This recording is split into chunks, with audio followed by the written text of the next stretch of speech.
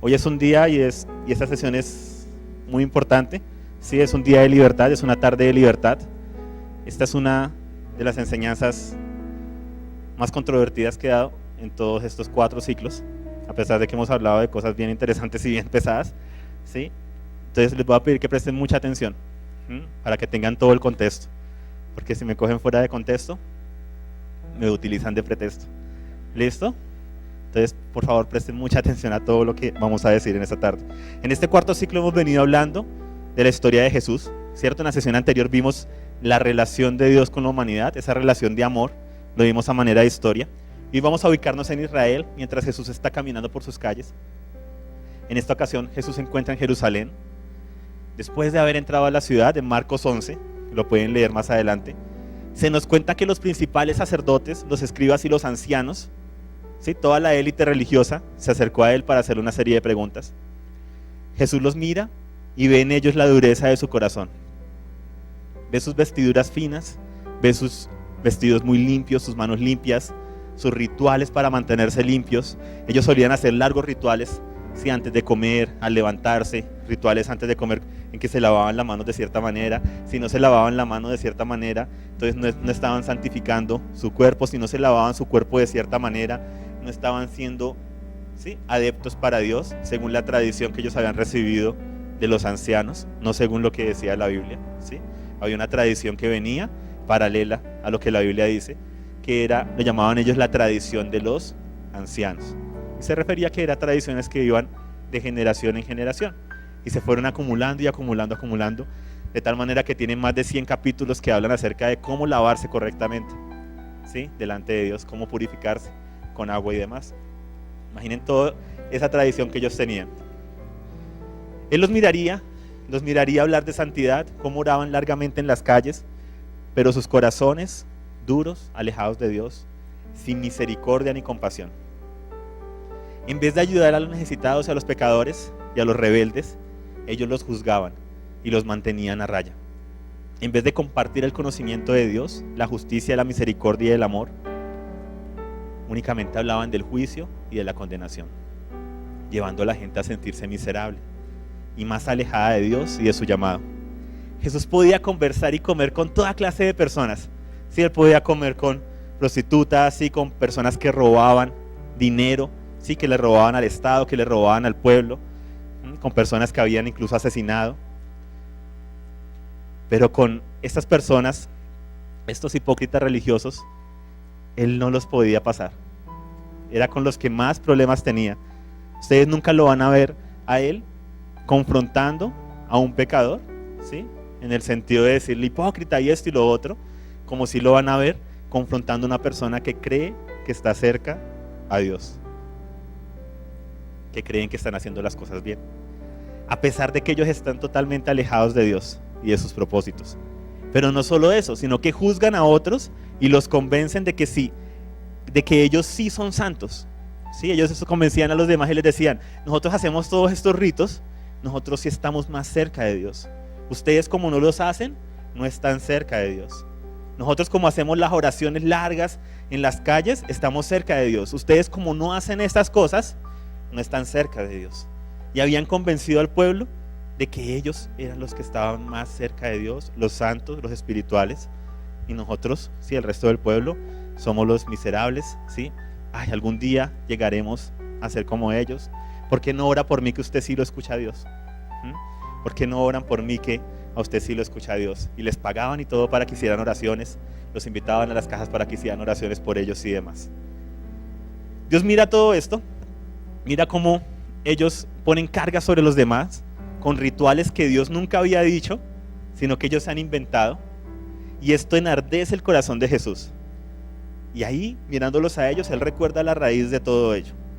Él recuerda miles de años antes, recuerda cuando hombre y mujer tomaron el fruto de un árbol prohibido. El árbol del conocimiento de ¿qué? Del bien y del mal. ¿El conocimiento de lo malo? No, el conocimiento de ¿qué? El bien y del mal, ¿sí? Y ese fatídico día todo cambió para la humanidad. Serán como Dios. ¿Quién lo dijo? La serpiente, ¿cierto? esa figura que se nos dice ahí, serán como Dios, conociendo el bien y el mal. ¿Qué les estaba diciendo? Podrán ustedes mismos juzgar sin necesidad de Dios. Serán autosuficientes, no tendrán necesidad de nadie. Muchas de las consecuencias, ¿sí?, de esta decisión las vimos en el tercer ciclo del plan de las edades, y en especial en un tema que se llama el árbol prohibido. Los que no lo han escuchado los invito a que lo hagan. Pero algo que vamos a hablar hoy, y algo que acontece, es que ellos toman ¿de qué? El conocimiento ¿de qué? Del bien y del mal, ¿cierto? Y en ese momento nace la religiosidad. Nace una religión dañina y corrosiva, que juzga a otros en base del conocimiento del bien y del mal. El hombre debía ser un testigo del maravilloso amor de Dios y termina convirtiéndose en un juez. Y esto es parte de lo que Jesús vino a corregir. Por eso en Hechos 1:8 dice, ustedes me serán ¿qué? Testigos. ¿Ustedes me serán qué? Testigos, ¿cierto? ¿Serán testigos de qué? De mí, ¿sí? De mi amor, ¿cierto? Del amor de Dios, de la reconciliación, del perdón. Sí, me serán testigos. Nunca se nos ha llamado a ser jueces, porque hay un solo juez, que es Jesucristo. Él es el que es constituido como juez de los vivos y de los muertos. Todo eso está en Hechos 10:42, Hechos 17:31, Romanos 2:16, Segunda de Corintios 5:10, Segunda de Timoteo 4:1, Primera de Pedro 4:5 y Apocalipsis 22:12. Jesucristo se establece como el juez de los vivos y de los muertos. Entonces, ¿qué pasa? El hombre, ¿cierto? La humanidad toma el árbol del conocimiento del bien y del mal y se vuelven juez, se vuelven acusadores. ¿Qué es lo primero que hace la serpiente cuando se acerca a la mujer? Acusa a Dios. Dice, Dios está mintiendo. ¿Cuál es el otro nombre que se le da a Satanás? El acusador. O sea que cuando nosotros acusamos a alguien, juzgamos a alguien, ¿a quién nos estamos pareciendo? Entonces, cuando el hombre y la mujer toman esa fuente, el fruto del conocimiento del bien y del mal, se vuelven en acusadores. Y se vuelven adictos a hacer las cosas buenas y a hacer las cosas malas, pero según su propia prudencia, y se vuelven adictos a acusar a los demás, a emitir juicios. Nosotros somos adictos a eso. Cualquiera de ustedes salga a la calle, vayan tras Milenio y miren a su alrededor. Y ustedes, nosotros, yo, empezamos a ver cómo está vestida la persona, empezamos a ver la persona que viene por la calle, lo analizamos y empezamos a emitir un juicio. Sí, inconscientemente, sí, empezamos a emitir un juicio. Uy, esa persona se nota que no conoce de Dios. Miren las fotos que puso en Facebook, se nota que nada que ver. ¿Sí? Miren la música que escucha, uy, cuidado. ¿Sí? Uy, miren cómo se viste. ¿Será que son ladrones?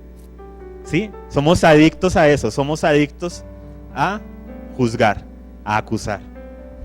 ¿Y de dónde viene eso? Del árbol del conocimiento del bien y del mal. ¿Qué es lo primero que el hombre hace después de que toma el conocimiento del bien y del mal? Emite un juicio contra sí mismo, ¿sí? Y determina que está desprotegido, que está desnudo, ¿cierto? Que es un vil pecador, se juzga a sí mismo y se llena de vergüenza, y ese es el juicio de los hombres, trae vergüenza y remordimiento. El juicio de Dios, por otra parte, siempre trae arrepentimiento, trae cambio, ¿sí? Te dice, sí, la embarraste, pero mira hacia adelante, ¿sí? Mira a mi hijo, te da visión, te lleva a ir más allá. El juicio del hombre te lleva a decir, uy, la embarré otra vez, ¿sí? Remordimiento y caer en lo mismo, remordimiento y caer en lo mismo. Dios viene y te dice, sí, mira, eso estuvo mal, pero no vamos a retroceder el tiempo, ¿cierto? No estamos al filo del mañana. Entonces, ¿qué toca hacer? Enfocarse hacia lo que está adelante, colocar los ojos de vuelta en Dios. El juicio humano te lleva a mirarte a ti mismo, a avergonzarte y a no avanzar, y te paraliza. ¿Y qué es lo segundo que hace el hombre después de que se juzga a sí mismo y se autocondena? Se inventa la solución a su problema. Génesis 3:7. Conocieron que estaban desnudos, Génesis 3:7. Conocieron que estaban desnudos y cosieron hojas de higuera y se hicieron delantales. Entonces el hombre no solamente se juzga a sí mismo, sino que también se ofrece a sí mismo la solución a su problema. Y sus soluciones son patéticas, ¿sí? Su problema de vergüenza es un problema interior. O sea, él está desnudo delante de Dios, él está desnudo porque pecó. Sí, el pecado entró en él, entró esa adicción al bien y al mal, entró ese fruto del árbol prohibido, esa desobediencia, ese alejarse de Dios. ¿Y qué hace la religiosidad en el hombre? Quiere resolver los problemas internos con métodos externos. O sea, quiere resolver el problema que está en nuestro corazón. Romanos dice, el pecado habita en nosotros. ¿Qué hace la religiosidad? Quiere resolver ese problema interno con un método externo. Quieren guardar la apariencia de que todo está bien, pero el hombre está desnudo porque perdió su gloria por causa del pecado. Y es porque al hombre no le interesa resolver el problema, le interesa aparentar que todo está bien. Y eso nos pasa a nosotros muchas veces, me ha pasado a mí muchas veces. Hacemos cosas como esas hojas de higuera que son para calmar conciencia, aparentar que todo está bien, aunque por dentro no todo está bien, hay un problema de raíz. Hay un enfriamiento en nuestra relación con Dios, hay pecado. Muchos asisten a las congregaciones por aparentar que todo está bien, por ponerse hojas de higuera, y la hoja de higuera se llama el culto a veces. Sí, algunos para que sus padres no les digan nada, ¿sí? Algunos para que sus padres digan, está yendo allá al grupo de jóvenes, qué bueno.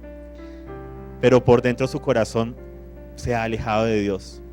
Y por eso Jesús dijo en Marcos 7:6, este pueblo con los labios me alaba, pero su corazón está lejos de mí. O sea, con los labios me alaba, hacen algo externo, pero en el interior están alejados de mí. Entonces el hombre se juzga a sí mismo, se inventa la solución, ¿cierto? Hojas de higuera y ya sale, pero en el fondo sabe que no es suficiente. Y por eso lo siguiente que hace es esconderse de Dios. Génesis 3 del 8 al 9. Oyeron a Dios que se paseaba en el huerto, y el hombre y la mujer se escondieron de la presencia de Dios entre los árboles del huerto. Y el Señor Dios llamó al hombre y le dijo, ¿dónde estás tú? Dios sale a buscar al hombre y miren lo hermoso. Es el hombre el que se autojuzga, se llena de vergüenza, se inventa un remedio y se esconde de Dios. Y esta es la historia de nuestras vidas. Dios sale a decirnos, ¿dónde estás tú? ¿Dónde estás tú, Jorge? Y muchas veces estamos escondidos detrás de hojas de higuera, de excusas para no acercarnos a Él, porque creemos que Él no se quiere acercar a nosotros, cuando es Él el que nos busca. ¿Quién salió a buscar al hombre? Dios. ¿Quién salió a esconderse? El hombre.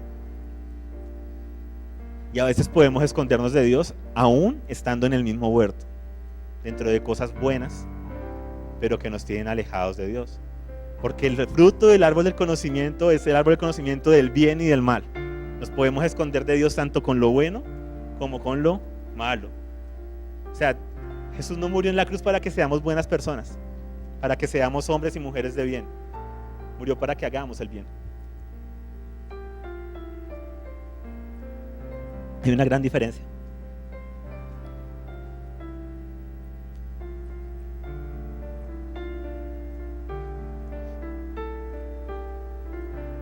Tenemos excusas, ¿cierto? Escondites, a veces es el estudio, el trabajo, las muchas ocupaciones. Y el punto es que no queremos afrontar la realidad de cómo estamos delante de Dios. Ponemos esas fachadas y demás. Y el hombre se convierte en juez, en un acusador. Primero de sí mismo y segundo de los demás. Al ser confrontado con Dios, ¿qué pasa? Génesis 3 del 11 al 12. ¿Quién te ha hecho saber que estabas desnudo? ¿Has comido del árbol que yo te mandé que no comieras? Y el hombre responde, la mujer que tú me diste por compañera me dio del árbol y yo comí. O sea, el hombre juzga a Dios y a la mujer, ¿cierto? La mujer fue la que hizo algo malo y Dios por haberle dado una mujer defectuosa. O sea, el hombre saca la autosuficiencia, ¿sí? Ya no depende de Dios, depende de sí mismo. Ya no juzga como Dios juzga, de acuerdo a como Dios ve. Ya no ve como Dios ve, ya no ve con amor. Juzga dependiendo de sí mismo. Se hace como si fuera Dios. Se sienta en el trono de Dios y juzga la situación. Y dice, el problema fuiste tú por haberme dado esa mujer y esa mujer por haberme dado ese fruto. Así ven lo que hace el hombre, el papel que asume el papel del acusador. Y Satanás allá al lado está diciendo, ese es mi hijo, entre comillas, ¿no? La culpa siempre es de todos los demás. es que nadie me entiende. ¿Les suena familiar?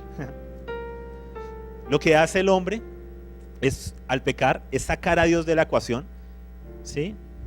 Ya no juzga como Dios juzga, ya no juzga dependiendo de Dios, quita a Dios del camino, se pone él mismo en el trono y dice: yo sé juzgar ahora lo que es bueno y lo que es malo. No necesito de nadie, no necesito de Dios, ¿sí? Cada uno puede juzgar lo que es bueno y lo que es malo. Así que no necesito depender de Dios para nada. Yo puedo juzgar las cosas tal como yo las vea, puedo juzgar a todos los demás. Entonces, para resumir, tenemos que el hombre se juzga a sí mismo, se inventa cosas para sentirse mejor y encubrir el problema, pero fuera de eso se esconde de Dios y, no contento con esto, le echa la culpa a Dios, y para rematar le echa la culpa a todos los demás, ¿cierto? Se vuelve en juez, en el acusador de todos los demás. Y aquí nace la religiosidad y la hipocresía. Esta es la consecuencia de la desobediencia y del pecado que entró en el hombre. El hombre no acepta que tiene un problema, se vuelve hipócrita, acusa a los demás ignorando su propia condición. De ahora en adelante, después de este punto, el hombre juzgaría a los demás y se creería superior a los demás. No vería que es igual a los demás delante de Dios. Solo que él tiene un delantal que a la final delante de Dios no vale nada, porque en el fondo está igual de desnudo que todos los demás. El hombre de ahí en adelante juzgará a los demás en base a sus gustos y preferencias y no tomando como fuente lo que Dios ha dicho. Por eso Dios luego le revela los mandamientos a la humanidad, para que vean cuál es el ideal divino. No matarás. Eso no es una opinión, ¿sí? Es un mandamiento de Dios. Les da un salvavidas. Dicen: miren, tomen esto, ¿sí? Tomen esta guía, porque ustedes, si siguen sus propias opiniones, cada uno va a tener una opinión diferente, porque están tomando el fruto del conocimiento del bien y del mal. Pero de nuevo el hombre toma los mandamientos de Dios, y es a raíz de acusar a otros y de juzgar a otros. Entonces toma esos mandamientos y dice: ustedes deben cumplir con eso, en vez de decir nosotros debemos cumplir con eso. Sí, se para por encima de los demás y dice: ustedes no están haciendo las cosas bien, ustedes no están haciendo esto bien. El hombre, al juzgar a otros, implícitamente está diciendo que es superior a los demás. O sea, cada vez que tú acusas, juzgas a alguien, estás diciendo que eres superior a esa persona. Y resulta que eso rompe nuestra hermandad.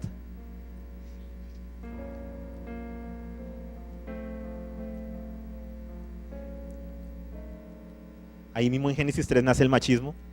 El hombre le dice a la mujer: ya no somos iguales, ahora tú solo me sirves para tener hijos. Y lo dice ahí. Algunos creen que Dios llamó a la mujer Eva y no fue Dios, fue el hombre. El hombre ahí dice que de ahí en adelante llamó a la mujer Eva, que significa madre, dadora de vida. Cuando un poco atrás había dicho: tú eres Isha, eres como yo soy Ish, tú eres Isha, somos iguales. ¿Qué hace con el pecado? Tú me diste de comer de eso, ¿sí? Tú ya no eres como yo, tú solo sirves para tener hijos. Y nace todo el machismo y demás, que ya lo hemos hablado en otros temas. El hombre se constituye en juez, y eso es tan arraigado en nuestras venas que cuando escuchamos enseñanzas como, por ejemplo, características de una persona manipuladora, características de una persona jezabélica, de una pensamos en todos aquellos a los que esa enseñanza les cae. Muchos escuchan una enseñanza y lo primero que piensan es: esto le cae a tal persona, es que ella sí que está mal, sí, es que con razón, ¿no? Qué embarrada. Y el énfasis está en el juicio que emitimos y no en el querer ayudar a la otra persona por amor. Nos fascina emitir juicios. ¿A quién no le fascina emitir juicios? ¿A quién no le fascina cuando entra a la sala de cine y pasan todos los cortos? Estuvo buena, sí. No, esa estuvo malísima. Nos volvemos críticos de cine y nos sentimos realizados porque estamos, sí, respondiendo a ese diseño nuestro de criticar y demás. Cuando estamos en el colegio, en la universidad, en el trabajo, incluso con compañeros y demás, y decimos: mira, ahí va esa que yo no sé qué, mira, hoy se trajo tal cosa, y emitimos juicios, acusamos y demás. Mire cómo se viste, cómo se le ocurre hacer eso, por qué hace esto, qué mal lo que está haciendo. Y la mayoría de las veces, la fuente de esos juicios no es lo que Dios ha dicho, sacamos juicios de nuestro conocimiento del bien y del mal, en lo que nosotros consideramos correcto e incorrecto, y no en lo que Dios ha dicho. Vivimos en base a opiniones y no en principios. Y lo peor es cuando esos juicios nos llevan a juzgar qué tan cerca o lejos está una persona de Dios. Es ahí cuando con nuestra hojita de higuera señalamos a otros porque no tienen una hojita de higuera como la mía. ¿Sí? Yo con mi hojita de higuera, sí, digo, ¿por qué la tuya es azul? ¿No es que los verdes alcanzaremos el reino de Dios? ¿No es que los verdes realmente Dios nos escucha a los que tenemos la hojita de higuera verde, nuestro delantal de hojitas verde? ¿Tú por qué tienes el rojo? Pecador.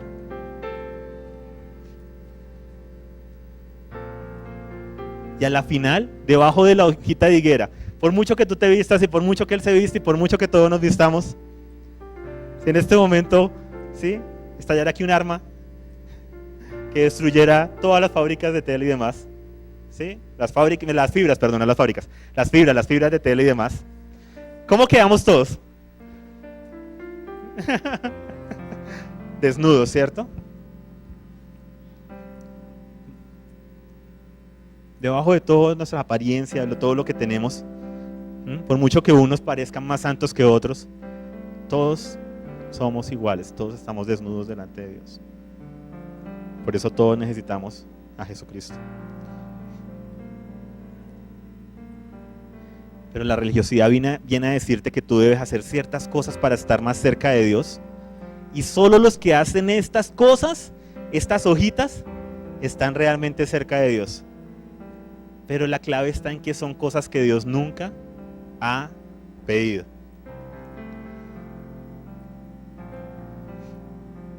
Toda la humanidad es una gran hermandad que ha caído de la gloria de Dios, y ninguno por mérito propio tiene acceso a Dios. Dile al que está a tu lado, ni siquiera tú, lo siento. Yo sé que es difícil de aceptar, sí, pero tú tampoco, ¿no? Tú no te ganaste por mérito propio el estar cerca de Dios, ¿sí? No, tú tampoco. Sí, que alguien me lo diga, por favor, dígamelo. Muy bien. Todos estamos desnudos delante de Él. No hay ni uno solo bueno. ¿Por qué? Porque el más bueno del mundo, su fuente de bondad, es el árbol del conocimiento del bien y del mal, es el pecado. Ambos están sacando de la misma fuente, tanto el bueno como el malo, según nuestro parámetro, ¿no?, de bueno y malo. Ambos están sacando de la autosuficiencia, y todo lo que venga de ahí es pecado delante de Dios. Por eso es que tenemos un solo juez universal, que se llama Jesucristo. Los demás somos hermanos y hermanas, y estamos en el mismo nivel. Estamos en el mismo nivel. Miren a la persona que está detrás de ustedes. Entonces los que están atrás no vayan a mirar para atrás, porque entonces no dejan que los que están aquí. Entonces primero las dos primeras filas lo van a hacer, ¿sí? Busquen a una persona ahí para mirar. Dígale, siento decirte que aunque me duela, yo estoy a tu mismo nivel.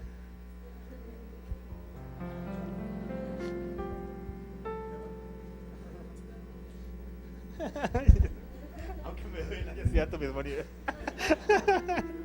Me duele mucho. ¿Listo? Dios nunca le dijo al hombre que cosiera los delantales con las hojitas, pero el hombre lo hizo.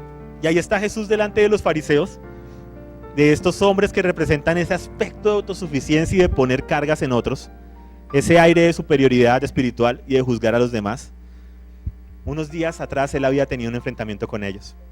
En Marcos 7:5 nos cuenta: los fariseos y escribas le preguntaron a Jesús: ¿por qué tus discípulos no andan conforme a la tradición de los ancianos, sino que comen con manos inmundas? ¿Por qué tus discípulos no andan conforme a la tradición de los ancianos, sino que ¿qué? Comen con manos inmundas. Jesús los mira, pero más allá de tan solo mirarlos a ellos, nos mira a todos nosotros, a todos y cada uno de nosotros, cuando tenemos esas actitudes de autosuficiencia y ese sentido de superioridad espiritual sobre otros. Y en Marcos 7:6-8 él responde, les dice: bien profetizó de ustedes Isaías. Isaías sí que estaba en lo correcto cuando dijo: este pueblo con los labios me alaba, pero su corazón está lejos de mí. Porque en vano me rinden culto, en vano me alaban, en vano me oran. Porque no hacen sino enseñar como mandamientos de Dios, reglas que se han inventado ustedes los hombres.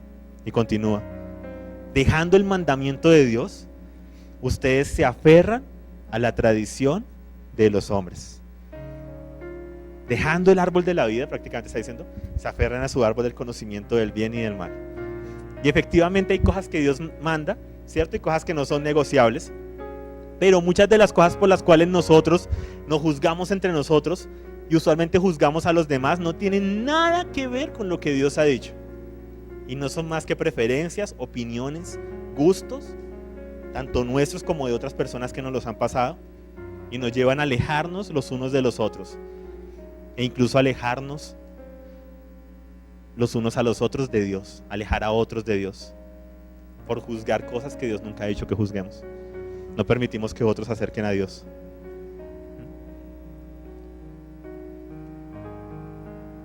Inventamos toda una serie de cosas externas que las personas deben hacer para estar bien con Dios, para no contaminarse. Y lo que hacemos es crear culpabilidad, rechazo, amargura en aquellos que no cumplen con esas cosas. ¿Saben qué es lo contrario al amor? Odio, ¿qué más? Indiferencia, rencor, rechazo, envidia. ¿Qué más?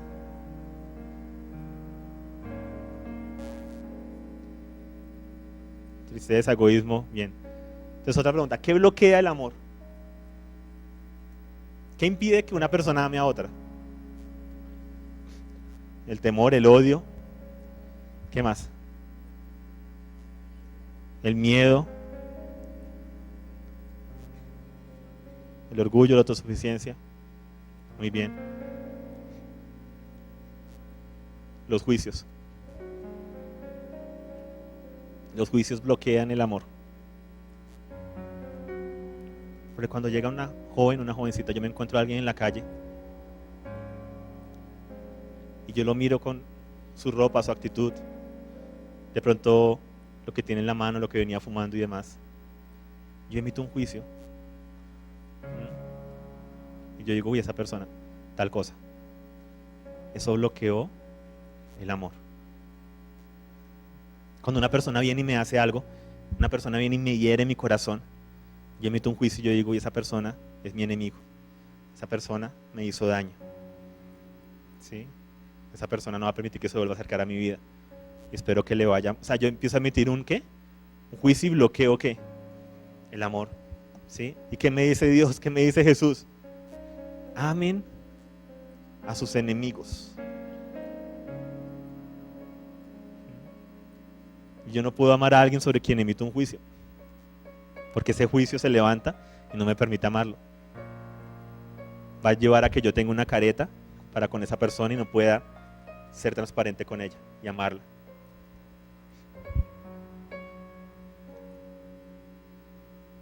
Pero bueno, continuemos.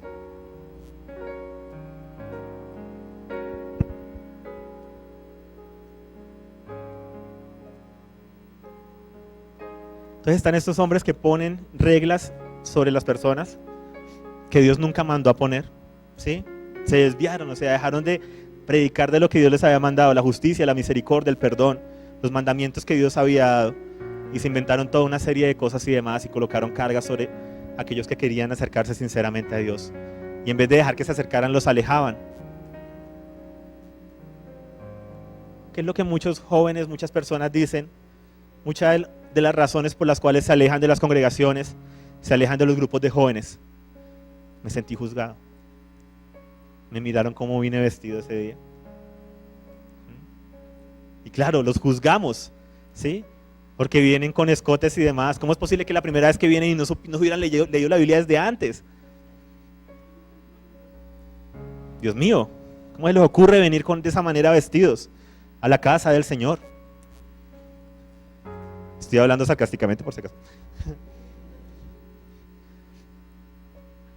En fin, entonces vamos a hablar de algunas de esas tradiciones y cosas en esta tarde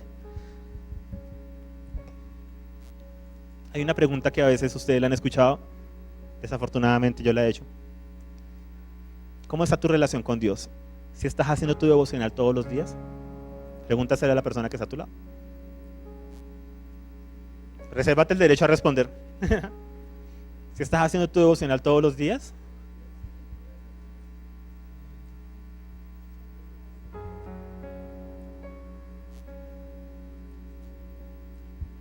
resulta que mi relación con Dios no se mide por mi tiempo devocional, se mide en todo momento y lugar. Pero hemos inventado que todos los días debemos apartar un tiempo para solo orar y leer la Biblia, cuando no hemos tenido Biblia, ¿sí? Por más de un milenio, ¿no? La iglesia no tuvo Biblia como tal, o sea, cada persona no tenía posibilidad de tener una Biblia como tal. Pero hemos inventado que para tener una relación con Dios debemos apartar un tiempo y leer la Biblia y orar. Y con eso tienes una relación personal con Dios. Lo cual definitivamente es bueno. Sí, aquí es donde quiero hacer aclaraciones, ¿no? Buenísimo, ¿cierto? Si tú estás apartando un tiempo donde estás haciendo eso, es bueno, te estás edificando, ¿sí? Estás orando, estás leyendo, ¿sí? Muy bien. ¿Cuál es el problema? Sí, eso definitivamente es algo bueno, es una herramienta hermosa. El problema es cuando se vuelve un mandamiento, cuando Dios nunca lo ha pedido. Convertimos algo que es bueno, productivo, un instrumento que puede ayudarte a avivar esa chispa, ¿sí? Que de pronto se había apagado, y lo convertimos en algo que se vuelve un instrumento de juicio y autocondenación. ¿Cuántas veces cuando ustedes no han hecho su devocional han escuchado esa pregunta? ¿No se han sentido mal? No estoy orando lo suficiente, no estoy dando lo suficiente, no estoy siendo lo suficientemente espiritual. Entonces yo me acerco a alguno de ustedes y les pregunto, ¿cómo va tu relación con Dios? Si estás haciendo tu devocional todos los días, y usualmente por causa del árbol prohibido, hay dos tipos de respuesta. Uno agacha la cabeza, se juzgará a sí mismo y dirá, ¿he descuidado mi relación con Dios? No he tenido tiempos todos los días para orar y leer la Biblia.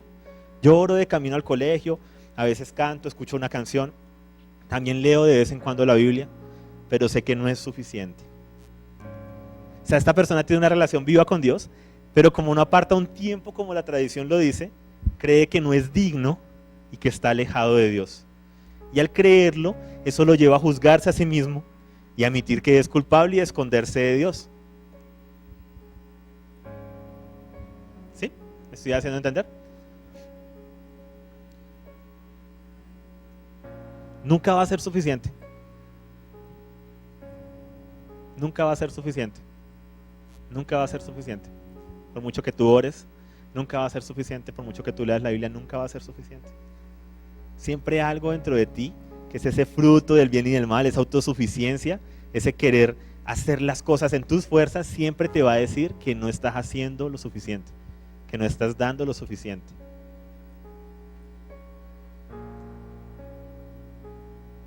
¿Y cuál es el problema con esto? Que en muchas ocasiones nos lleva a alejarnos más de Dios. Porque entonces yo me creo eso y entonces empiezo a decir, ¿para qué oro si no lo hago como se debe? Me da hasta pena orarle a Dios hoy, si llevo un mes, meses, años sin orar. No, me da pena llevarle este problema porque hace rato que no voy y le canto canciones en la congregación. No, él está muy atareado allá con todo el problema de Ucrania y Rusia. Y pues todo este tiempo que yo no he orado ni leído la Biblia, que he estado ahí en los cultos mirando, pero muerto, o sea, como un ente, o sea, no recibo nada. No, ¿para qué oro si yo no sé cómo se hace? ¿Sí ven? O sea, la propia carga que nosotros nos imponemos la utilizamos para juzgarnos, condenarnos y alejarnos aún más de Dios, cuando Él nunca nos ha pedido ciertas cosas.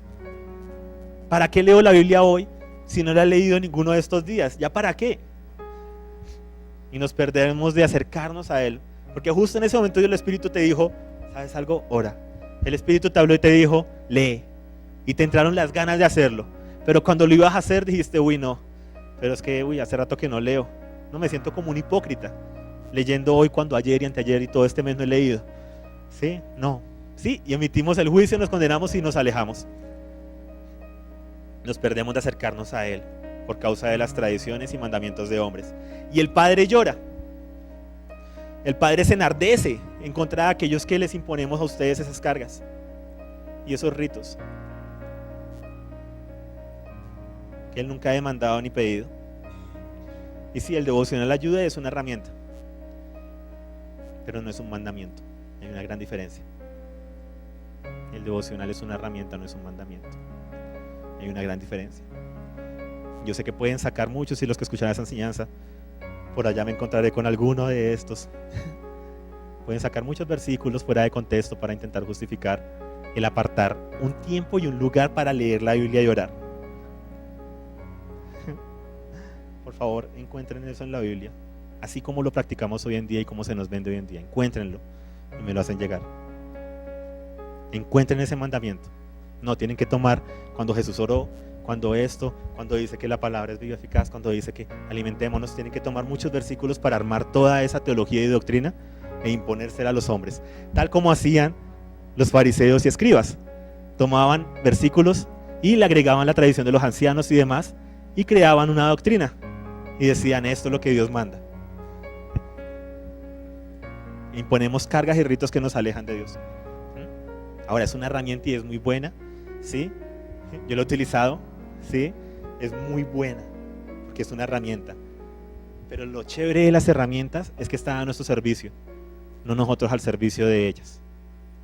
El problema es cuando entra la culpabilidad. Porque así como ha acercado a muchos y hay miles de testimonios y demás, también otros miles se han alejado de tener una relación viva, eficaz con Dios en todo momento y en todo lugar. Porque sienten que no son lo suficientemente espirituales, porque sienten que la relación con Dios es una vez al día, en un momento al día. Imagínense en eso.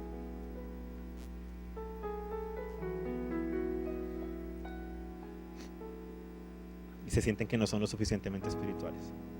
Pero hay otra clase de respuesta a esta pregunta. Recuerden, también fruto del árbol del conocimiento del bien y del mal. Entonces pregunto: ¿cómo va tu relación con Dios? Si estás haciendo tu devocional todos los días. Y viene la respuesta: claro que sí, todos los días sin falta. Y a veces, ¿listo?, se sonríe con orgullo, con un aire de prepotencia, ¿sí?, de superioridad espiritual, que ahí es donde está la clave, ¿no? No está mal hacer el devocional todos los días, ¿listo? Eso no es lo que estoy hablando, no es ni bueno ni malo, ¿listo? Estamos hablando desde lo que está dentro, de la fuente, ¿listo? De cómo yo reacciono, de lo que está dentro de mí, por qué lo hago, cuál es la razón, cuál es la fuente, qué es lo que me motiva y demás. Entonces hay otros que los motiva es el orgullo, y con un aire de prepotencia y de espiritualidad dicen: lo estoy haciendo todos los días sin falta. Es que yo sí lo hago. Yo no sé cómo hay esos cristianos que no oran en las mañanas. Yo no sé cómo hay esos cristianos que no se levantan a las 4 de la mañana a orar y buscar a su Padre. No sé cómo pueden existir esa clase de cristianos y llamarse hijos de Dios.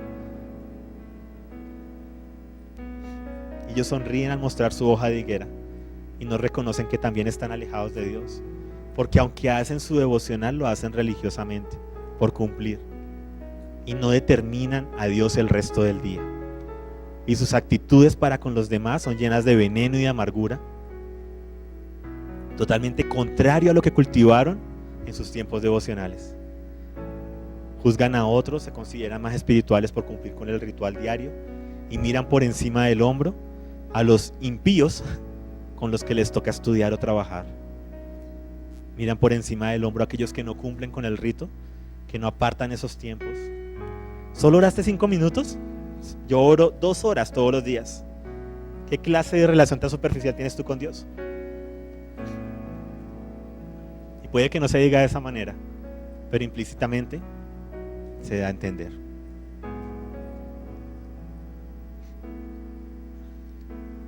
El árbol prohibido es tanto la fuente de la autocondenación como del orgullo espiritual. Ese aire de superioridad, y es todo en las fuerzas del hombre. ¿Quién es el centro? El hombre. Su propio esfuerzo, su propio trabajo. Es que él sí ora, es que él sí hace el esfuerzo.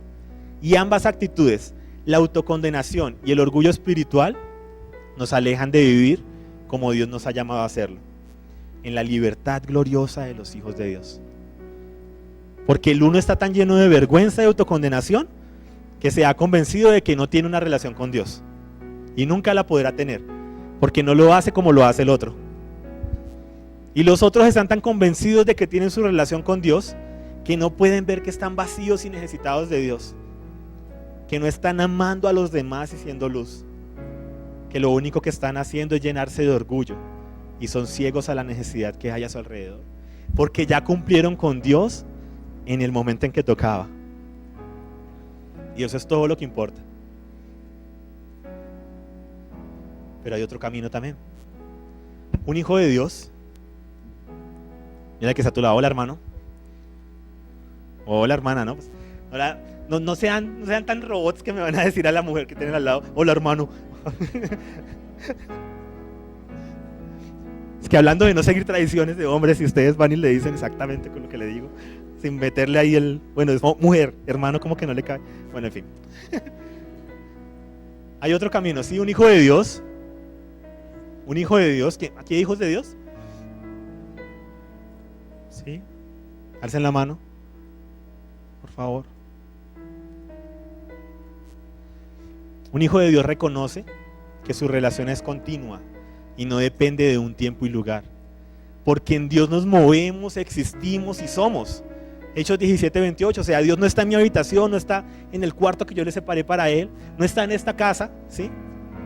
No está en este auditorio, no está en este lugar, no está en los millones de auditorios y miles de auditorios que hay en este país y en el mundo. Dios está en todas partes, porque Hechos 17:28 dice que en Él nos movemos, existimos y somos, y en todo momento y en todo lugar estoy en su presencia.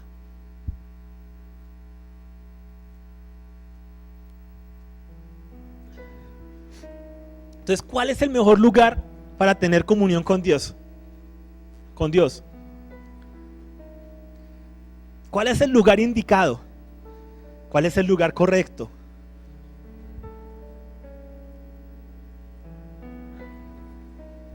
En todo momento y en todo lugar. Porque en Él somos, nos movemos y existimos. Pero cuando tú encasillas a tener tu relación con Dios, a que es un tiempo y un espacio en cierto lugar, desafortunadamente, inconscientemente, en nuestra mente decimos: ya tuve mi encuentro con Dios y mi cita con Dios, ahora salgo bendecido, lleno de promesas y demás, pero Dios también se va a sus asuntos allá en Ucrania y yo me voy a mi universidad, y por eso miro mal al que me golpeó en Transmilenio, por eso miro mal a la que me empujó, por eso en vez de bendecir maldigo, por aquel de pronto el carro que pasó y me encharcó todo. Por eso me peleo con mis compañeros porque no hicieron el trabajo y los trato mal y hasta los insulto, porque ya dejé a Dios allá y Él se fue a Ucrania y yo me vine para la universidad. Qué bueno, el encuentro fue maravilloso, fue hermoso, mañana nos veremos de nuevo. Señor, oh, te alabo tanto. Oiga, desgraciado, no hizo el trabajo.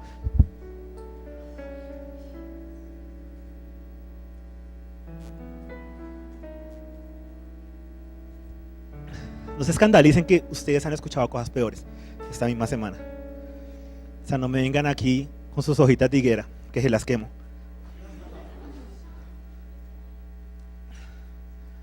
En todo momento y en todo lugar estoy en su presencia.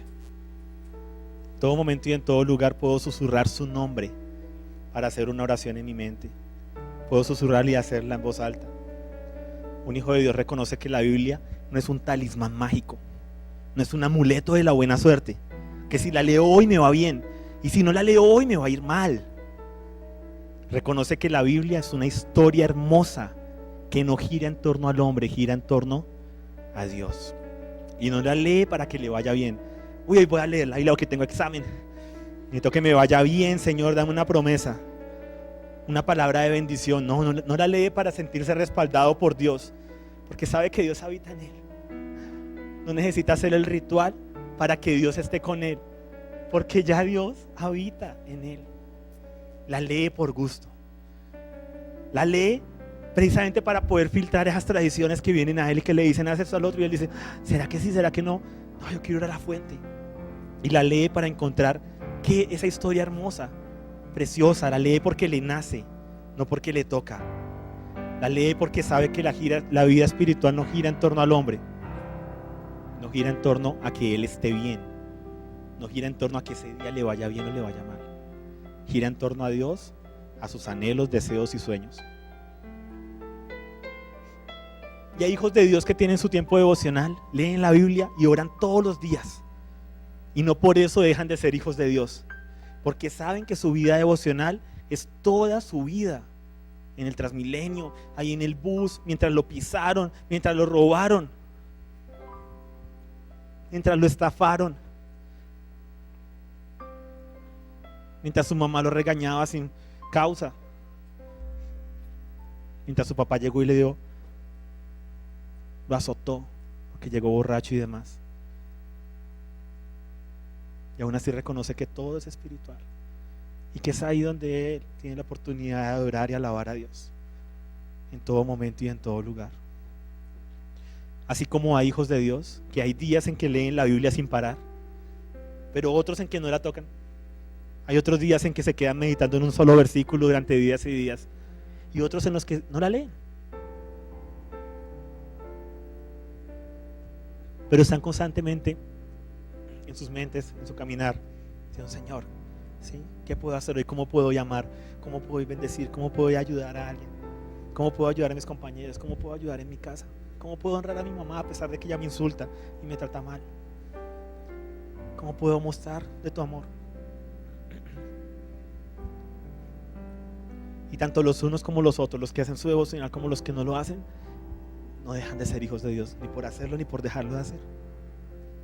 Su vida no se ve afectada por cuanto lean o dejen de leer, por cuanto oran o dejan de orar, porque todo es espiritual y su relación con Dios no se basa en que ellos cumplan una serie de requisitos. Su esperanza está en Jesucristo, el misterio oculto de los siglos y las edades, del que nos habla Pablo en Colosenses, que Cristo, o sea, el misterio que nos dice Pablo es que Cristo está en nosotros. O sea, ¿está dónde? O sea, no solamente nosotros nos movemos en Dios, sino que en el misterio de los siglos y las edades, Cristo habita en nosotros, y esa es la esperanza que tenemos de estar en su gloria. Un hijo de Dios reconoce que Cristo habita en él, que Cristo es quien lo acerca a Dios, y no su esfuerzo propio, no sus rituales. O sea, ¿quién te acerca a Dios? ¿Quién te acerca a Dios? ¿Quién rasgó el velo? ¿Quién es el que te acerca a Dios? ¿Quién es el que te reconcilia con Dios? ¿Quién es el que te permite reconciliarte con Dios? ¿Quién es el que te permitió un día reconciliarte con Dios? ¿Quién fue el que murió en la cruz? ¿Quién? Jesús, ¿cierto? Jesús. O sea, no es tu tiempo devocional, ¿sí? No es tu ritual, no es que vayas al culto, no vayas al culto y demás. ¿Quién es el que te acerca a Dios? Jesús. Por más que te esfuerces, nunca te vas a poder acercar a Dios, es imposible. Solo te puedes acercar a Dios por medio de la fe, la gracia y el poder de lo que Jesús ya hizo por ti. Pero de generación en generación se levantan métodos que son muy buenos y ayudan muchísimo definitivamente, gracias a Dios, por esas herramientas. El problema es que el hombre los tuerce. Si tú tienes tu tiempo devocional, eso no es malo, es muy bueno. Si no lo tienes, ¿sí? Si oras en Transmilenio y demás, eso no es malo, es muy bueno. Si antes de comenzar tus clases aprovechas para sacar un tiempo para leer, eso no es malo, eso es muy bueno. Si no lo pudiste hacer en todo el día, porque si ya llegaste muy cansado y dijiste, lo voy a hacer en la noche, pero te quedaste dormido estudiando, eso no es malo, es muy bueno. No te autocondenes, ¿sí? No te acuses a ti mismo, no imites al enemigo. Lo malo es cuando volvemos las herramientas en requisitos, en mandamientos, y hacemos sentir mal a los que no lo hacen como nosotros hemos aprendido a hacerlo. Y ese es el problema, ¿sí? Cuando nosotros juzgamos a los que no lo hacen como lo hemos aprendido a hacer. Y a veces la manera en que preguntamos las cosas da a entender que la gente no está cumpliendo con eso. Entonces yo le pregunto a Pablo, ¿cómo va tu relación con Dios? Y usualmente, por causa de lo que hemos aprendido y demás, respondemos, no, muy bien, he estado haciendo mi devocional. No, pues chévere, pero ¿cómo está tu relación con Dios? ¿Cómo estás en ese amar a los demás como a ti mismo? ¿Cómo estás en ese amar a tus compañeros de universidad? No, pues estoy peleado, es que me hicieron esto y lo otro. Ah, sí, o sea, ¿cómo está tu relación con Dios? Va más allá.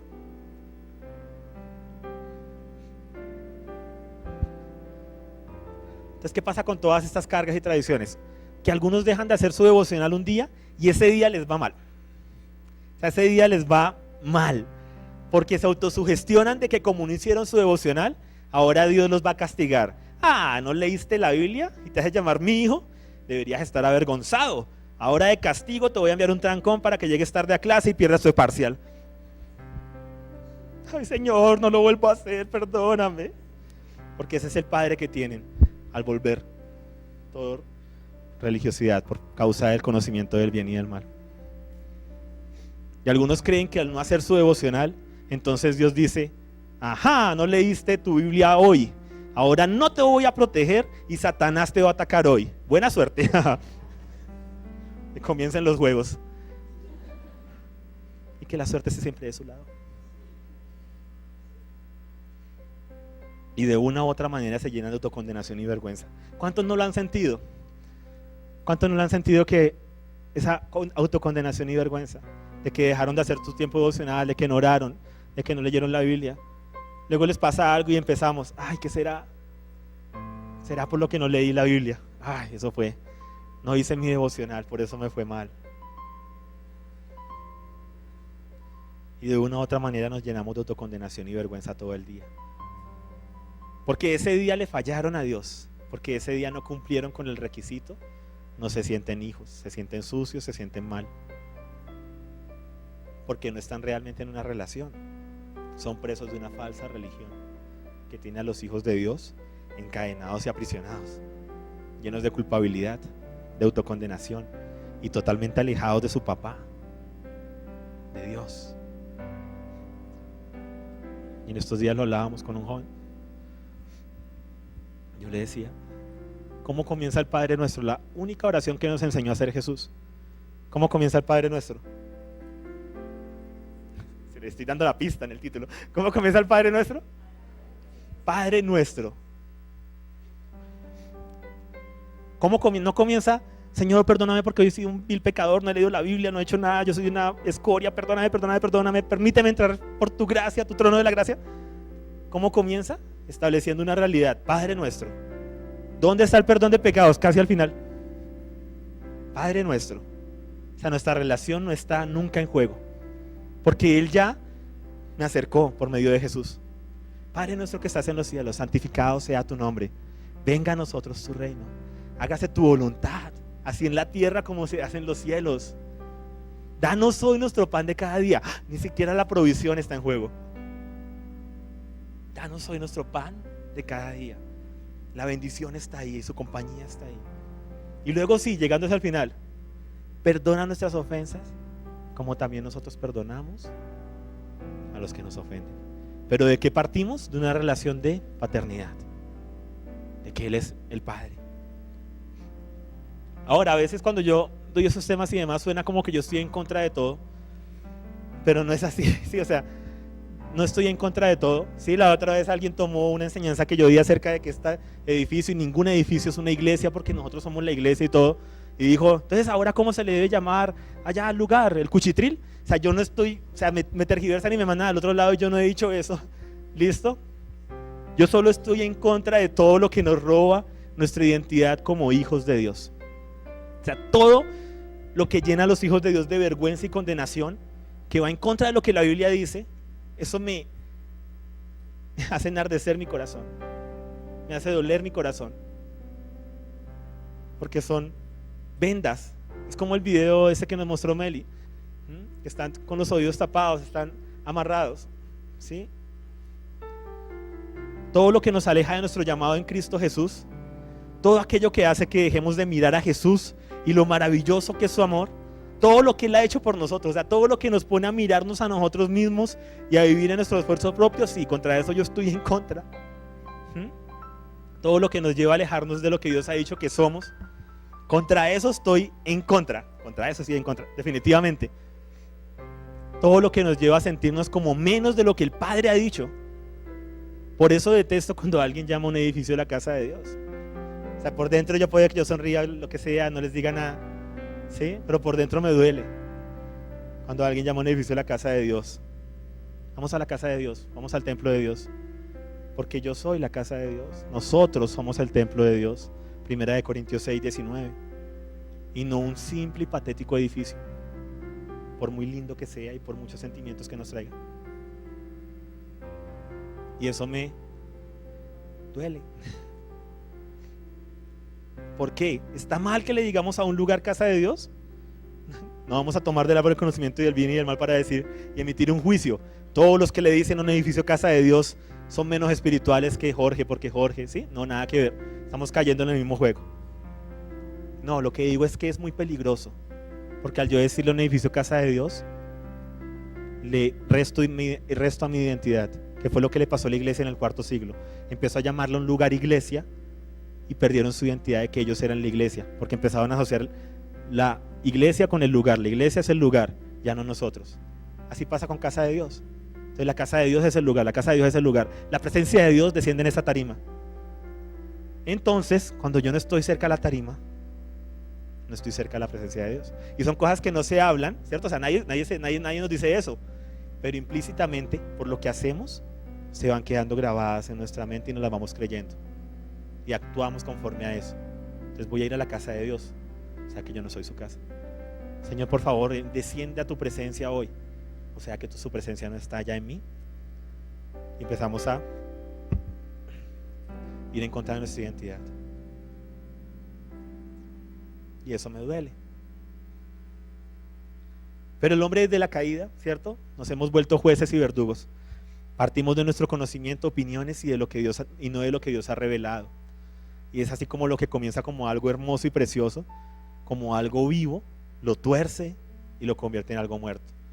El devocional es algo hermoso y precioso, pero cuando encasillamos a Dios y a los demás, encasillamos la relación con Dios a ciertos actos que hay en ciertos momentos, encasillamos la relación con Dios a actos externos.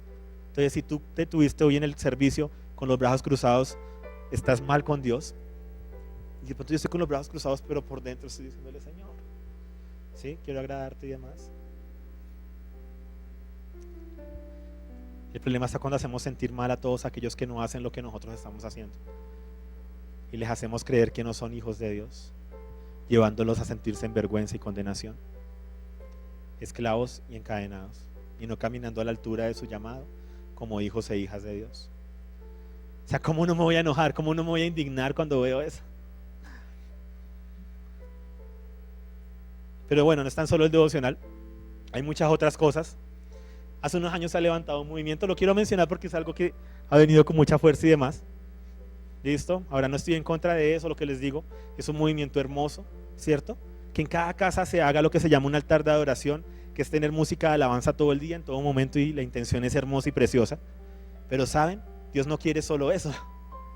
El altar de adoración somos nosotros, eres tú y soy yo. Él nos quiere a nosotros en el altar todos los días. Romanos 12:1. Presenten sus cuerpos como sacrificio vivo, santo, agradable a Dios, que es su verdadero culto. Tú eres el altar en todo momento y en todo lugar. Tú eres la melodía que otros están escuchando. O sea, ¿de qué te sirve dejar tu MP3 sonando con las más hermosas melodías en tu cuarto todo el día, si lo que estás proyectando a los que te rodean es como el chirriar de una puerta oxidada, como pasar las uñas en un tablero? ¿Qué están escuchando en tu colegio, en tu trabajo, en tu hogar, aquellos que te rodean? ¿Qué sonidos, qué melodía sale de ti? ¿Qué están escuchando? ¿Cierto? ¿Qué están leyendo en ti? ¿Sí? ¿Qué melodía sale de ti? ¿Qué canción escuchan ellos cuando te ven a ti? ¿Qué están viendo? ¿Qué letra están leyendo? ¿Están escuchando tu alabanza, tu agradecimiento a Dios, tu amor y compasión, tu misericordia? ¿O están escuchando quejas, rumores, murmuración? El hombre siempre quiere establecer externamente lo que Dios quiere hacer en su interior, y todo para calmar conciencia. Tú eres un altar de adoración, no es un lugar en tu casa, no es un lugar en el edificio donde nos reunimos con la iglesia, no es el lugar donde se paran los músicos a cantar, no es el lugar donde el pastor se para a predicar. Somos tú y yo. Y hay muchos que se llenan de condenación y culpabilidad por no tener ese lugar en su casa. Pero la pregunta no es si lo tienes o no, no es si es bueno o es malo, no vamos a tomar de esa fuente. La pregunta es cómo está el altar de adoración en tu corazón. O sea, tú eres el templo de Dios, tú eres la casa de Dios. ¿Y dónde está el altar? En el templo de Dios. ¿Cómo está ese altar de adoración interno? Recordemos que el altar, ¿para qué se usa un altar? ¿Para poner música? ¿Para qué se usa un altar bíblicamente hablando? Para sacrificar, para quemar, para destruir, entre comillas. Sí, lo que se ponga en el altar queda destruido, quemado, calcinado. Y sube como olor grato delante de Dios. Es cuando dice: presenten sus cuerpos en sacrificio vivo, santo, agradable a Dios. Es quemen todo aquello que es menos que Cristo en ese altar. ¿Sí? No es canten, no es alaben, aunque eso es hermoso, precioso. ¿Sí? Lo uno no quita lo otro. Listo, no nos vamos a los extremos. Pero es quema todo aquello que es menos que Cristo en tu vida. Esa es la adoración. Quema todo lo que sea producto del pecado. Quema esa queja, esa murmuración. ¿Sí? Quema, ¿sí? Ese tratar mal a los que te rodean, ese juzgar a los demás. Quémalo. No es solo la música que escuchan en tu casa, es la maldad la que está en ti, la que debe ser quemada. O sea, de nada sirve tener música sonando todos los días en nuestras casas, hermosa, preciosa, si de nosotros salen iras, contiendas, peleas, mentiras, calumnias, mentiras a nuestros padres, engaños, irrespeto, rebeldía. Pero sí, ahí está la música sonando tan hermosa todo el día, de fondo, mientras me peleo con mi mamá y le azoto la puerta.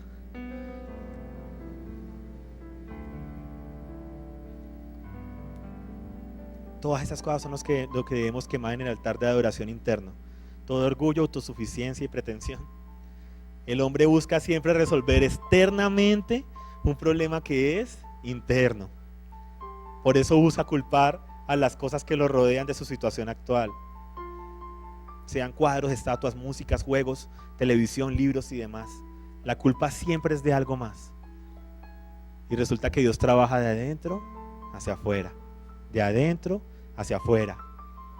Y si no resuelves el problema interno del orgullo, autosuficiencia y condenación, pues no servirá de nada lo que hagas externamente. De nada. Estás simplemente jugando al espiritual con tu hojita de higuera, ¿cierto? Culpando a los demás de tu desnudez y no resolviendo el problema de raíz.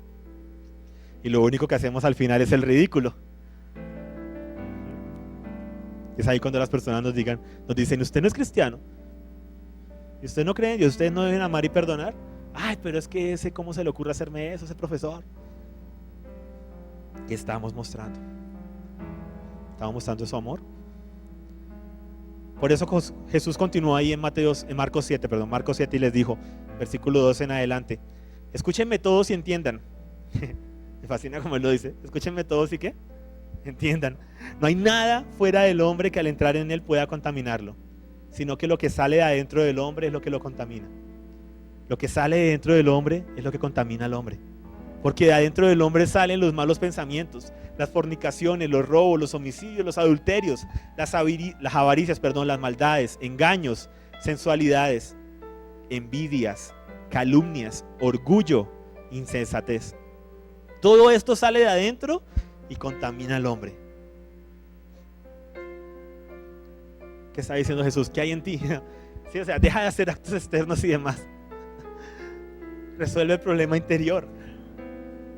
Sí, chévere los actos externos y todo, pero de nada vale si no resuelves ese problema interior. Y por eso es que Él es tan hermoso que dice: no se preocupen que yo tengo la solución. Es mi espíritu, y por eso lo coloco dentro de ustedes. Antes de que ustedes ni siquiera sean dignos, porque no hay nada que ustedes puedan hacer para ser dignos de mí. Por eso yo tuve que morir. Muchos de nosotros nos hemos autojuzgado, juzgados a otros por causa de lo que hacen, de lo que leen, lo que escriben, lo que escuchan, lo que ven, lo que juegan, lo que comen. Juzgamos a una persona por escuchar música no cristiana, pero pasamos por alto su rebeldía. O sea, nos fijamos siempre en lo externo, en vez de ayudarnos mutuamente a crecer primero en lo interno. Al crecer internamente, lo demás se va alineando de acuerdo a lo que Dios quiere, no a nuestras opiniones y preferencias. De nada vale un cristiano que deje de escuchar música del mundo, pero es rebelde con sus padres, iracundo y malgeniado. Y si está con ambas cosas, pues de nada vale. O sea, no le quita ni le pone, ¿cierto? O si está lleno de rencor y murmuración. De nada sirve que guarde sus oídos para Dios cuando en casa es peor que un malhechor.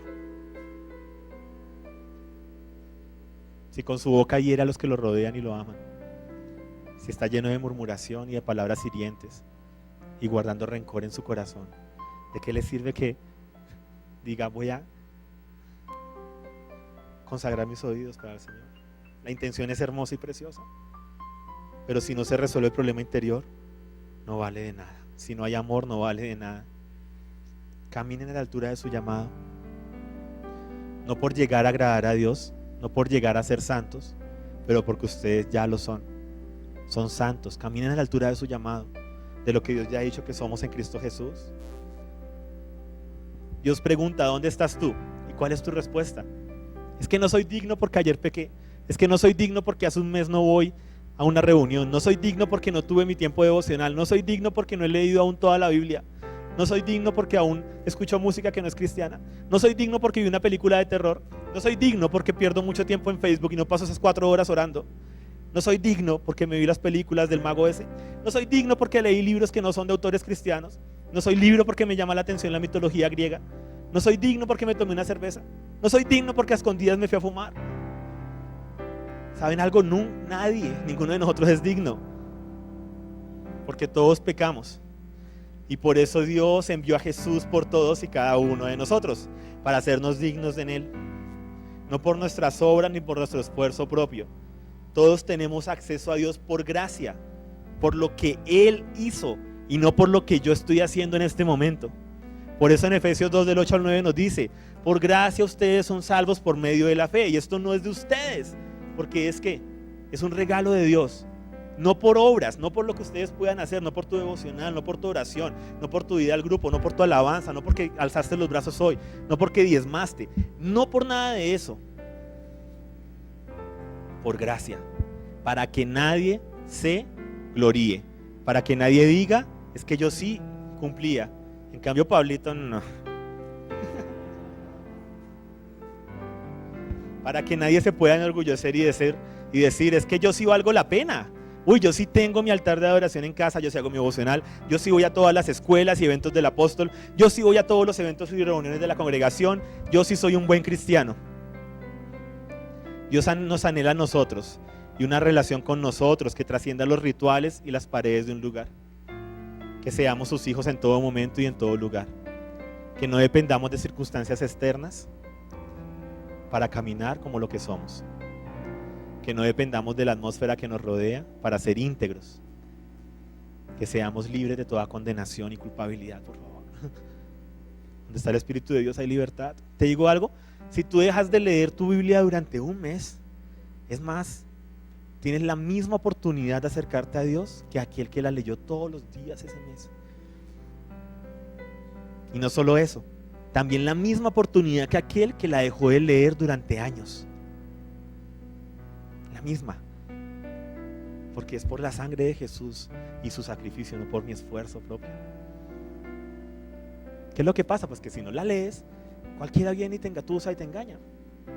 Sí, o sea, sí, viene y te pone cargas y demás. Te pierdes de una historia hermosa y preciosa. Sí, pero léela a tu ritmo. Sí, no al mío. Léela a tu ritmo, pero léela, ahí está. Y no te preocupes si empiezas en 3 años. Lo importante es que vas a empezar en algún momento. Qué hermoso, qué precioso. Mientras tanto no dejas de ser menos hijo de Dios que yo, porque por ambos murió el Señor y la misma sangre nos cubre. O sea, mi sangre no es como que a este le voy a dar sangre VIP, porque este lee la Biblia, y a este pues la sangre del tobillo. porque no lee la Biblia casi, a veces mete la pata. No.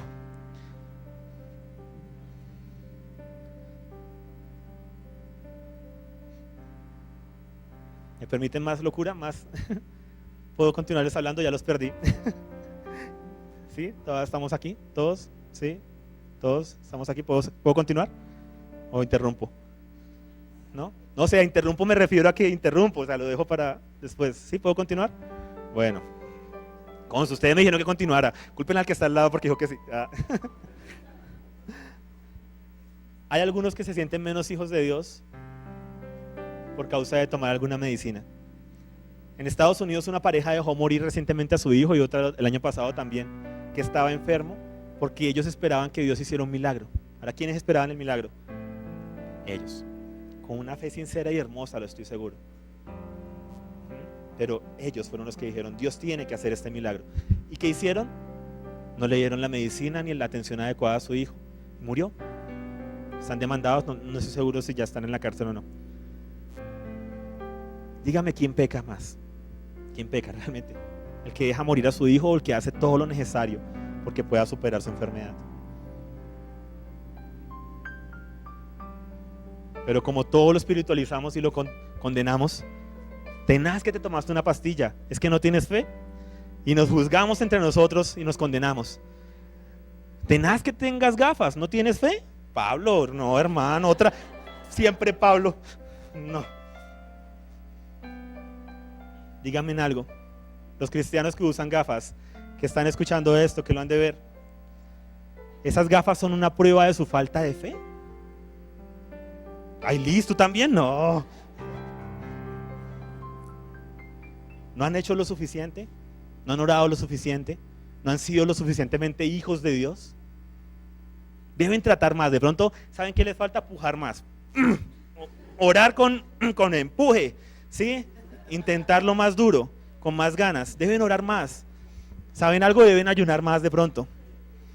Deben hacer más vigilias. Eso es que ustedes hace rato que no ayunan ni hacen vigilias. Por eso. ¿Saben algo? Deben leer la Biblia más. ¿Cuántas veces se la está leyendo por año? ¿Una página? No. ¿Una sola vez al año? Tenaz. No, ya sé. Deben portarse mejor. Deben ir a los cultos de sanidad del apóstol Julanito. Deben mandar una buena ofrenda al canal de televisión para que se les haga el milagrito. Deben llamar a la estación de televisión y dar su tarjeta de crédito. Eso es lo que Dios está esperando para sanarlos. Está ahí diciendo, oye, apenas dé el número de tarjeta de crédito y el código de confirmación, le lanzo su milagro. De pronto Dios está esperando que le demuestren que realmente creen en Él. Porque Dios tiene un problema de autoestima tenaz y necesita de tu fe para existir. O ya sé, debe ser que tienen en su casa alguna estatua, algún cuadro, algo que les está impidiendo la sanidad de sus ojos. Deben botar todas las cosas de su casa. ¿Saben qué? Mejor pásense a otra casa. Porque hace años vivió alguien ahí que era muy malo. Y por culpa de que esa persona vivió ahí, a ustedes les pasan ahora cosas malas. No, ya sé. Deben romper con todas las iniquidades de su familia. Deben hurgar su árbol familiar. Y hurgar, y hurgar, y hurgar, y hurgar. Con ganas de verdad, pero con ganas, hermano. Con ganas, Liz. Con ganas. Sí, averigüen bien sobre sus abuelos, bisabuelos. ¿Sabe usted dónde está su tatarabuelo en este momento? ¿Sabe usted qué hizo su tatarabuelo? Tenaz. Que eso puede estar destruyendo tu vida en este momento.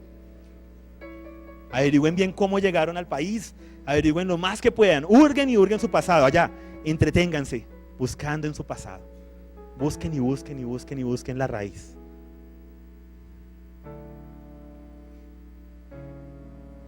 Eso es que no han cortado con alguna iniquidad. Por eso continúan usando gafas.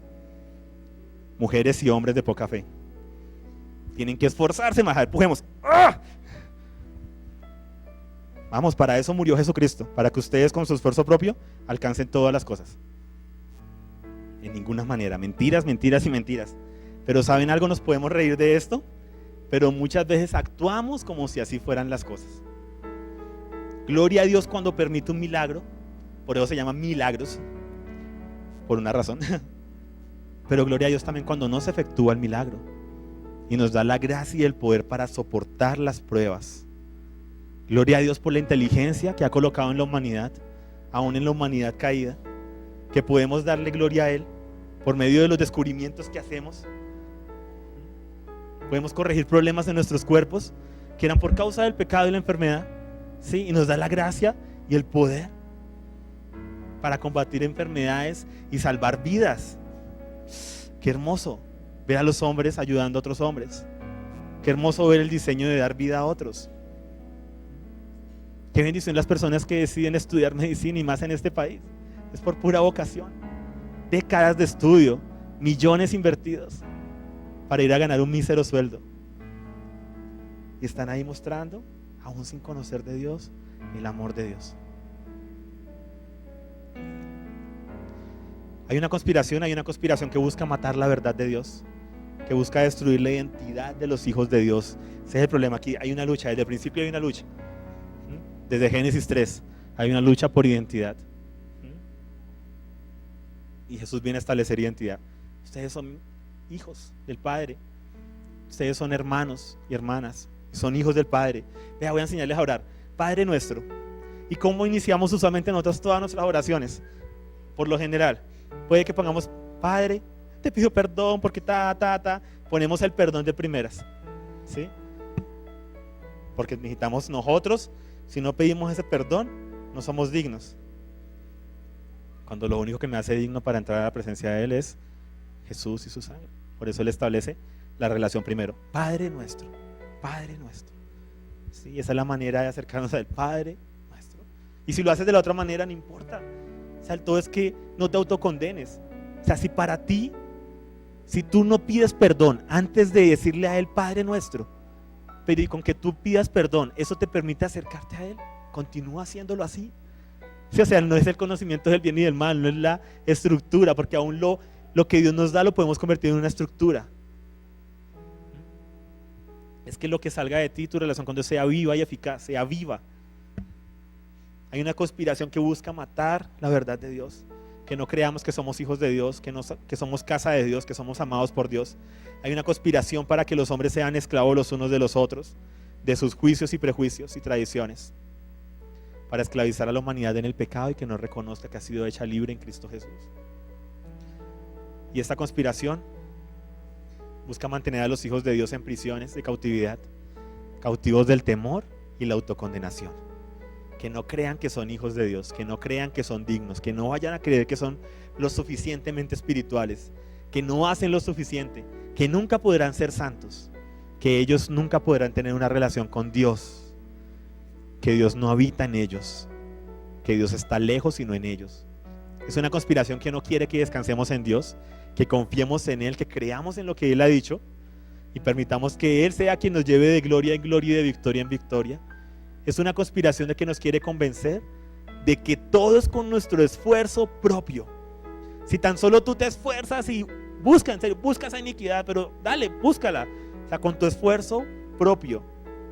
Si tan solo tú quítate de tu casa aquellas cosas que son malas, y todo es, el énfasis es que el esfuerzo propio y no confiar en lo que ya Dios ha hecho. La vida con Dios toca lucharla a nuestras fuerzas, a punta de fuerza de voluntad y de no rendirnos. Resulta que debemos rendirnos y descansar en Dios. Nosotros somos salvos por gracia y nos mantenemos por gracia. Tú no eres salvo por gracia y te mantienes por obras, porque si no, hace mucho tiempo que ya habrías sido desechado. Yo habría sido desechado como al siguiente día, a las 2 horas. ¿Sí? Si fuera que llego por gracia y me mantengo por obras, por mi esfuerzo propio. Y esta conspiración busca desplazar a Dios como el centro de nuestras vidas. Juan 1 del 12 al 13 dice, Juan 1, 12 al 13, a todos los que le recibieron, a los que les dio el derecho de ¿qué? De llegar a ser hijos de Dios, es decir, a los que creen en su nombre, que no nacieron, escuchen esto, hijos de Dios, no nacieron de sangre, no nacieron de la voluntad de la carne. Ahí cuando dice no nacieron de sangre, se refiere porque los judíos, ellos decían, nuestro árbol genealógico va hasta Abraham, por ir hasta Abraham somos herederos de la promesa. Y viene Juan aquí nos cuenta, ¿cierto? no nacen de sangre, o sea, no tiene que ver su árbol genealógico. No nacen de la voluntad de la carne. O sea que no depende de que al pastor le parezca o no le parezca que tú eres un hijo de Dios. No depende de que a nadie le parezca que tú eres o no eres un hijo de Dios. No nacen de la voluntad del hombre. O sea, yo no puedo hacer que Dama sea una hija de Dios.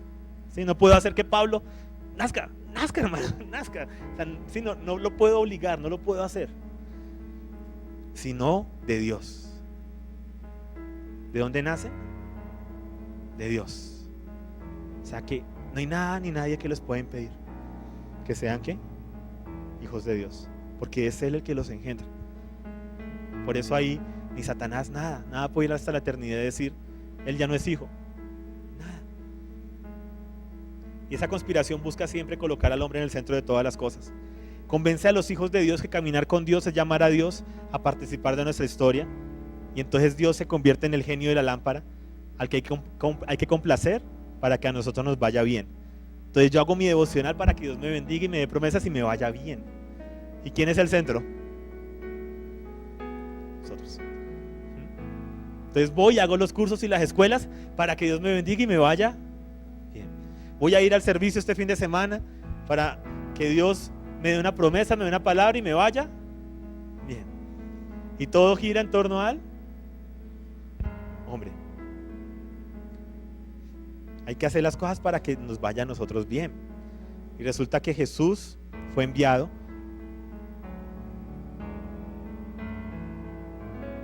no únicamente para salvarnos, ¿cierto? Sino para cumplir ¿qué? El sueño de Dios. Y el caminar con Dios no es que nosotros le digamos a Dios, ven, móntate en mi historia, sino que nosotros participamos de su historia. Es Dios diciéndonos, ven, yo tengo una historia nueva para ti, una historia donde vas a amar sin condición, perdonar aunque tengas la razón. Y nos montamos ahí. El centro de tu vida no es ni siquiera la Biblia. El centro de tu vida es Jesús, porque todo fue creado por medio de Él, por Él y para Él. El centro de tu vida no es tu pastor ni tu congregación. El centro de tu vida es Jesús. Y a los hombres les fascina generar dependencia, pero tu única dependencia debe ser a Dios y no a ritos ni a personas. En Marcos 12, lo pueden leer por favor, que lo lean luego en sus casas. Marcos 12, Mateo 23. Nos damos cuenta de algo.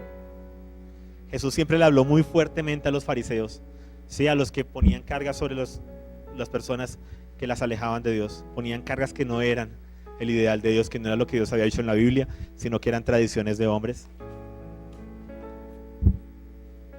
Les decía hipócritas y demás, generación de víboras y demás. ¿Y saben algo? Ellos lo mataron a pesar de que ellos sabían quién era Él. Se nos cuenta que Nicodemo va ante Jesús y le dice, sabemos que vienes de parte de Dios. Ellos sabían que Él venía de parte de Dios. Ellos sabían quién era Él. Por eso en Marcos 12 les da la parábola de los mayordomos y cuenta cómo ellos dicen, este es el heredero, vamos a matarlo. Ellos sabían que Él venía de parte de Dios. Y eso es muy interesante. Ellos sabían quién era Jesús y aún así decidieron conspirar. ¿Para qué? Para matarlo. Y ese es el poder que tiene el sacar a Dios de la ecuación y la religiosidad. Poner la autosuficiencia por encima de la dependencia a Dios. Te hace hacer cosas que van en contra de la lógica y la razón. Los propios sacerdotes de Dios estaban conspirando para matar al Hijo de Dios. Ese es el costo de vivir y de encarnar la verdad. Cristo en nosotros, la esperanza de gloria. Cristo está en nosotros. Algunas veces vamos a ser crucificados, incluso por aquellos que han jurado defender la verdad. Pero recuerden algo, ya para terminar, la verdad nos hace libres. Y hay esclavos que al ver la libertad dicen, yo quiero eso. Pero hay otros que dicen, ¿por qué ellos hacen esto? Y buscarán por todos los medios destruir tu libertad y volverte a encarcelar. No dependan de su propia prudencia y opinión, busquen a Dios y miren lo que Él realmente ha dicho. Este libro, nuestras Biblias, contiene una historia viva y hermosa y toda ella apunta a Jesús, toda ella gira en torno a Dios. Toda ella nos insta a poner los ojos en Él, porque todo fue creado por medio de Él y para Él. Tenemos la libertad de entrar al Padre gracias a Jesús. Somos libres del pecado gracias a Jesús. Somos libres de la culpabilidad gracias a Jesús, porque ya todo el precio ha sido pagado. Podemos acercarnos a Él. Él está ahí en todo momento y en todo lugar. Busquen la verdad, y la que está a tu lado, busca la verdad. Pero no solo eso, vívela y sean libres. Ustedes pueden orar en todo momento y en todo lugar.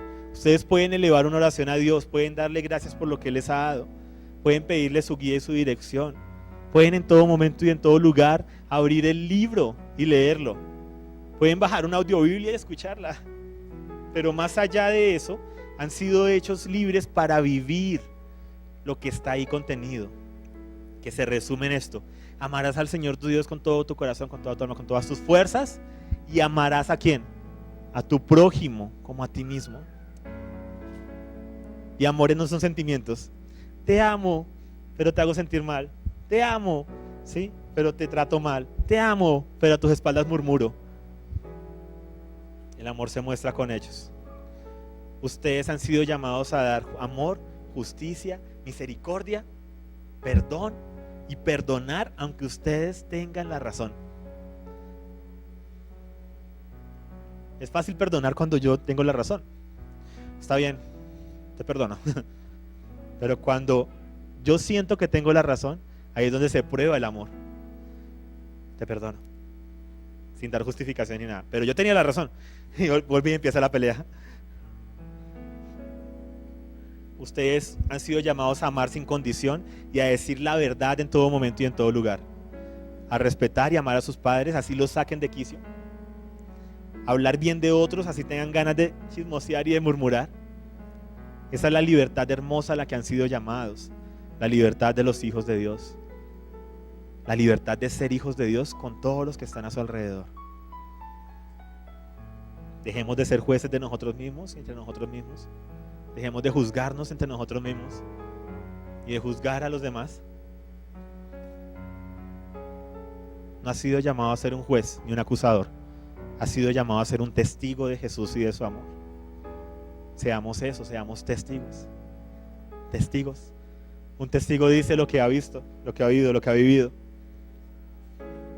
Seamos testigos de su amor. Dejemos de ser jueces y de emitir juicios a los que están a nuestro alrededor.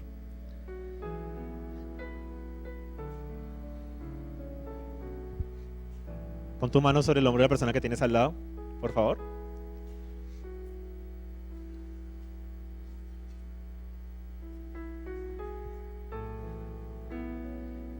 Y Señor, te pido porque él o ella, ¿recuerden? Sea siempre un testigo tuyo, de tu amor incondicional, de tu verdad. Te pido que así en comunidad podamos encarnar, podamos vivir la verdad, el amor y la libertad en todo momento y en todo lugar. Amén. Cantan. Damos gracias a Dios por la oportunidad que te dio de escuchar esta enseñanza. Te recordamos que puedes conectarte con nosotros por medio de nuestra página en Facebook, entrando y dando clic en me gusta, www.facebook.com/el plan de las edades. También te invitamos a descargar las enseñanzas en formato MP3 desde nuestra página web, elplandelasedades.com. Ahí también encontrarás nuestro blog. Te invitamos a leer los artículos que publicamos periódicamente, totalmente gratis. Puedes entrar por medio de vivimosparati.com. Y si aún no conoces nuestros miniclips, te invitamos a hacerlo entrando a miniclips.elplandelasedades.com. Por último, te invito a que nos sigas en Twitter. Nuestro usuario es @vivimosparati. Hoy más que nunca levantamos un clamor por una generación que viva lo que cree. El caminar con Dios no se trata de hacerlo partícipe de nuestra historia. Se trata de que Dios nos hace partícipes de su historia, porque todo fue creado por Él y para Él. A Jesucristo sea toda la honra, el honor, la alabanza y el poder, por los siglos de los siglos.